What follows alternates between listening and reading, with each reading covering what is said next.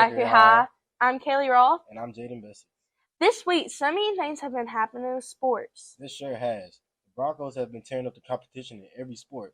But on this topic, here's Kelvin with Behind the Line.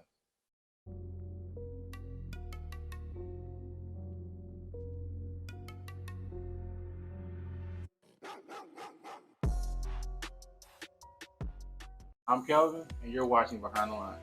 To unpack this week, so sit tight. Finishing up their season last week, our boys soccer team entered the playoffs.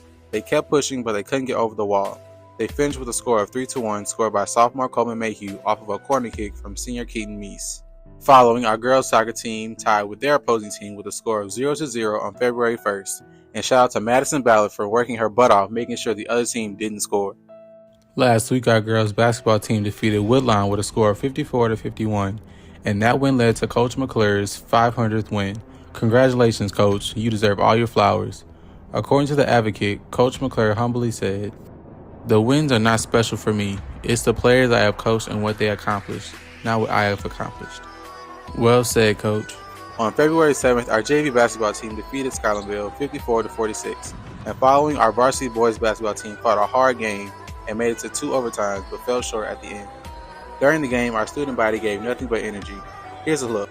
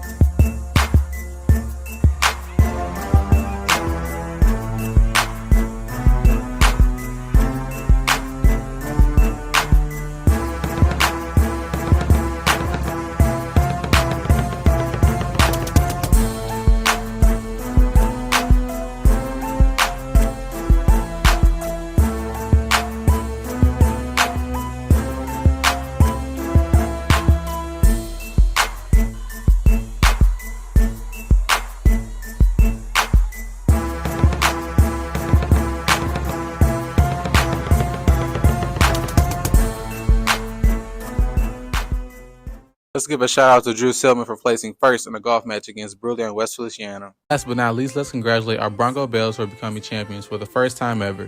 On February 4th, the Bronco Bells won first place in high kick. They have been putting in countless hours of hard work and it clearly paid off. Later, after announcing their win, Senior Blessing Davis described how they are honored to be part of such a great accomplishment. Let's take a look. School just won their first ever UDA national title. What does this moment feel like for you right now? The word is unreal. I don't know how to feel. It's like I'm still sitting here like in shock. We have worked so hard for so many years, and it's like we started from the bottom and now we're here. Like, it's crazy. The high kick division is so insanely tough. There are so many incredible teams in this division. What does this division mean to you? It's kind of reassuring to know that you can be on the top with so many amazing teams. It feels so great to know that we're up there with them, and we respect them so much for the great sportsmanship and just being friends with them. We're in the shoe talking, and where are you from is so great. So great. This division, this style of dance is so tough. It requires so much athleticism. How were the practices leading up to the championship? It's doing the dance over and over and over and having to keep that projection and stamina, and it's crazy, but the end goal is always worth it. The white satin jacket is one of the most coveted prizes in all of cheer and dance. Tell me what it feels like to have one of these for yourself right now. I'm like burning hot right now. I don't even know how to feel. I'm just so happy I have it on. I just never imagined myself having this on right now. Congratulations. Coming up this week, come and support the boys basketball team as they play Central February 10th and wish them luck as they play at the Cajun Classic in Lafayette February 11th. Then the girls basketball team also plays Central here at the Havoc House February 10th. This is also their senior night, so come and support. Keep hyping our wrestlers up as they enter their state championship on February 10th through 11th.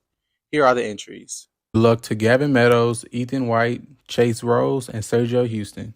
Once again, come and support two-time state champion Jaden Jackson as she competes at Holden High School on February 11th. And lastly, the bowling team will compete February 14th. I'm Kelvin, and you just watched Behind the Line. Back to you, Kaylee and Jaden.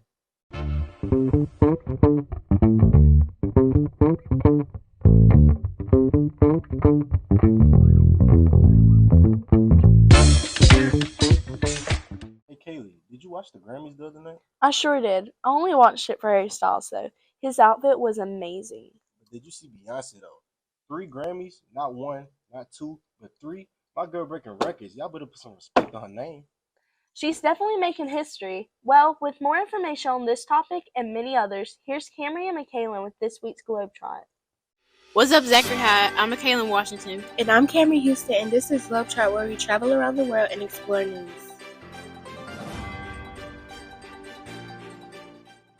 For the first topic this week, let's go to the U.S., where on Saturday, February 4th, U.S. fighter jets shot down a suspected Chinese spy balloon that had drifted across the United States for several days. The balloon was shot down off the coast of South Carolina shortly after 2:30 p.m. China has accused the U.S. of overreaction and indiscriminate use of military force. The Pentagon has described the balloon as a surveillance aircraft, and China claimed that the balloon was a weather balloon that had been blown off course. On Monday, U.S. Navy divers searched for remnants of the balloon. Next, let's go to Memphis, Tennessee. Recently, 29-year-old Tyree Nichols was fatally beaten to death by 5 Memphis police officers. Footage has been surfacing the internet of the incident. Memphis Police Chief Davis said the footage depicts acts that defy humanity. Many people feel that the footage needed to be released to honor Nichols, but many activists argue that we should not view this type of footage and people shouldn't need to in order to feel moved to action. There have been many protests around the world following the released footage. In the days leading up to the video's release, Nichols' family urged people to protest peacefully. This has sparked anger and outrage around the world. Next, let's go to Iraq. Archaeologists in Iraq have uncovered an ancient tavern dated back to 2700 BCE. Researchers working in the ancient city of Lagash, one of the oldest and largest cities in southern Mesopotamia, discovered that the pub, hidden just 19 inches below the surface, was split into an open-air dining area, and a room containing benches, an oven, ancient food remains, and even a 5,000-year-old fridge. The remains found were dozens of conical bowls, many containing fish remains, revealing the purpose of the courtyard to be an outdoor dining area. Lastly, let's go to this week's Raw News on the Grammys. On Sunday, February 5th, the 65th Grammy Awards were held in Los Angeles. Celebrities gathered and received awards like Album of the Year, Song of the Year, and more. Adele, Beyonce, Harry Styles, Lizzo, and many more great artists received awards. Many fans also look forward to seeing the looks of these celebrities, from dramatic sculptural ensembles to sleek final gowns and more. Let's take a look. Good evening, everybody, and welcome to the 65th Annual Grammy Awards. My name is Trevor Noah, and for the first time in 3 years, we are coming to you live from Los Angeles. Holding me back, gravity's holding me back. I want you to hold out the palm of your hand. Why don't we leave it at that? Nothing to say when everything gets in the way. It seems you cannot be replaced, and I'm the one who will stay. Oh, in this world, it's just us. And the Grammy goes to... And the Grammy goes to... And the Grammy goes to... This world, it's just us. Adele. Cuff it! Unholy. Kendrick Lamar. Bad Bunny. Rizzo. Just like that. Harry's House. Harry Styles. Samara Joy. It's Renaissance. Beyonce. I thought that I let you know.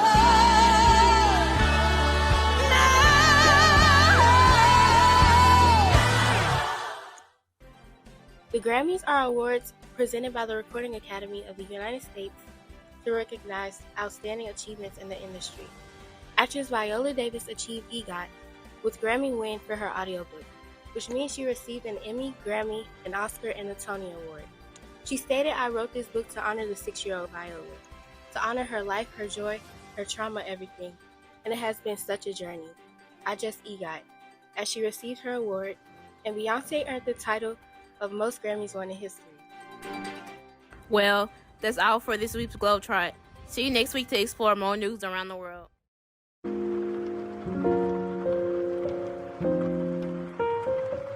So we are preparing for The Wizard of Oz. The play opens this weekend. We've been creating flowers and plants and designing the set for the play, using mostly foam and wire and some. Okay. Who's all helped with it? So my talented art classes, 1 through 4, have been working on this since the beginning of January and some right before the break. Opening night for The Wizard of Oz was a very amazing night. It was a packed house with so many who came to see our Broncos perform. With the spectacular dance routines, incredible singing, and many funny moments, The Wizard of Oz play was something you did not want to miss. It was really good. I mean, I fell on the ground and I didn't hurt myself, so that's a plus. And the audience, they really loved it. I got flowers and everything. It was amazing. Probably when Andrea was flying up in the air and everybody was screaming, I was lit. Members of the Band of Blue joined together on the court January 27, 2023 at the girls basketball game versus Liberty to do the SU Shuffle, and later on in the game, the Band of Blue played Nick. Zachary High FBLA went to the Cajun Dome in Lafayette, Louisiana, where they took various tests that consisted of 100 questions. Many of the participants were awarded superior awards, which means that they will be able to go back to the Cajun Dome starting in March. Zachary Student Media attended the Louisiana Journalism Education Association at Loyola Schools of Communication and Design Media Day, held Friday, January 27, 2023. They had various sessions on journalism, broadcasting, designs, social media, digital filmmaking, motion graphics, public relations, and more.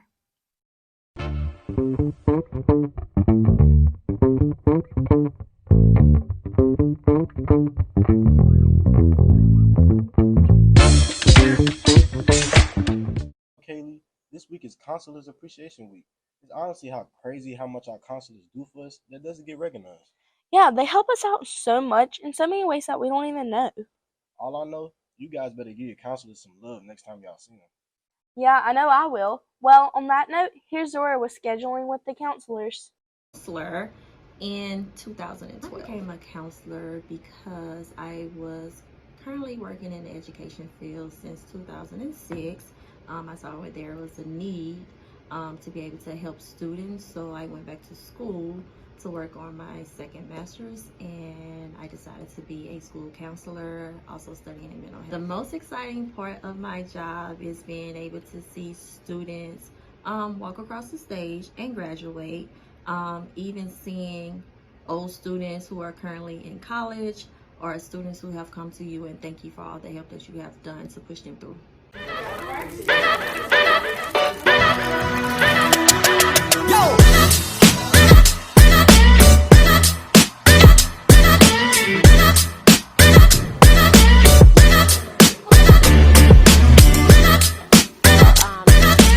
running the show, the director up in the field.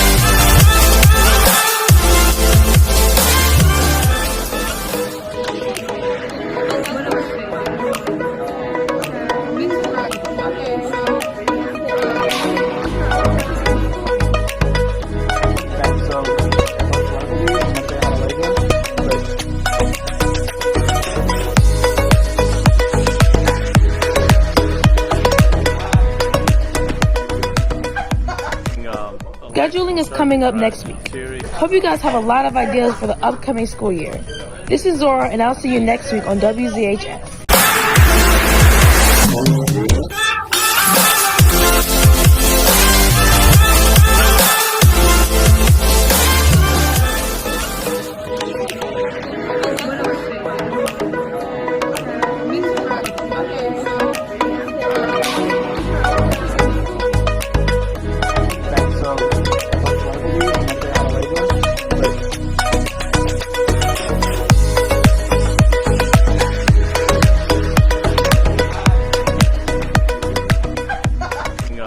Scheduling is coming up next week.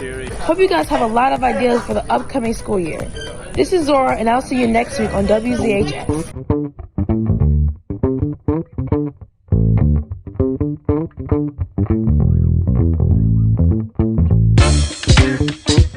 There's so much going on this week. This week has drained me. I need Mardi Gras break to hurry up and come around. I know, me too. Thank God it's only a week away. Well, Broncos, see you next week on WZHS.